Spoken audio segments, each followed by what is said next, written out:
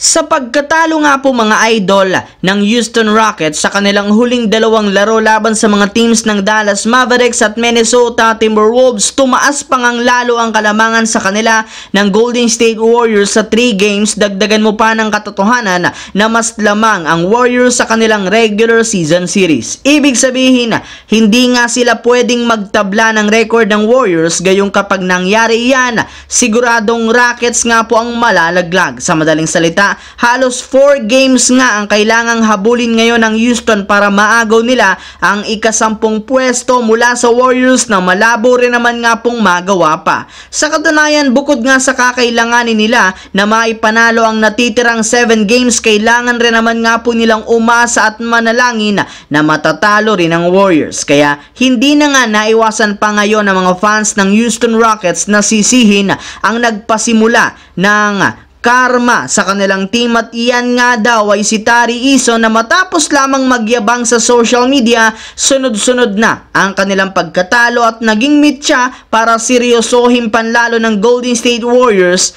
ang kanilang mga laro. Samantala, naging dominante nga talaga mga idol ang Boston Celtics buong season sa pagkakaroon nila ng best record, hindi lang sa East pati na rin sa West. Sila rin naman ang kasalukuyang may pinakamalalim na lineup, since kahit man wala ang kanilang superstar, nagagawa para naman nga po nilang manalo sa mga nakalipas na laban. As of today, opisyal na rin naman ngang pasok ang kanilang team sa playoffs, kaya pwede na nga po silang mag-relax at magpahinga ang kanilang mga malalaro. Syempre, hindi rin naman nga ayan ang planong gawin ng Boston Celtics ngayon, dahil balak para naman nga po nila na patunayan sa liga na sila ang bagong hari ng Eastern Conference. Bukod nga po dyan, kailangan na rin naman nga po nilang tapusin ng solido ang regular season upang sa ganoon magkaroon sila ng magandang momentum papasok sa playoffs bilang number 1 team. Sa ganyang paraan, hindi sila magkakaproblema sa first round, since alam nga po nila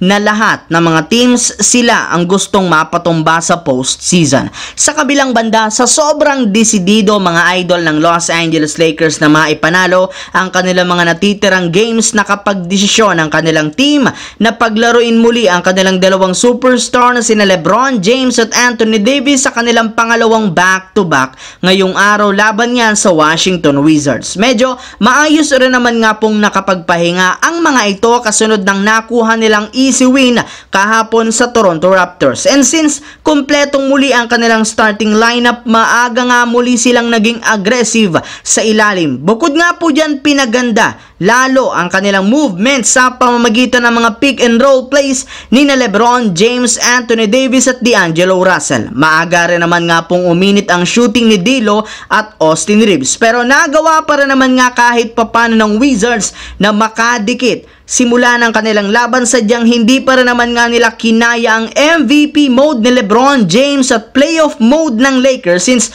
parati nga silang na-outplayed nito. Kaya dahil dyan, nakakuha na nga po opisyal ng Lakers ang kanilang ika-44 wins, kung saan tabla na sila sa ika-8 pwesto sa bilang ng panalo. Kaya hindi na rin naman ngayon maiwasan pa ng mga teams, lalo ng Suns at Kings, na simulang kabahan, since pwede silang maungusan ng Los Angeles Lakers sa ipinapakita nito ngayon.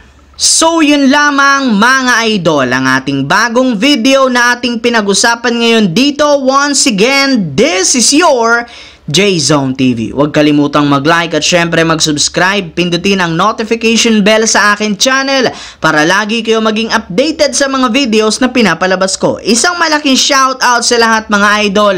Maraming salamat po.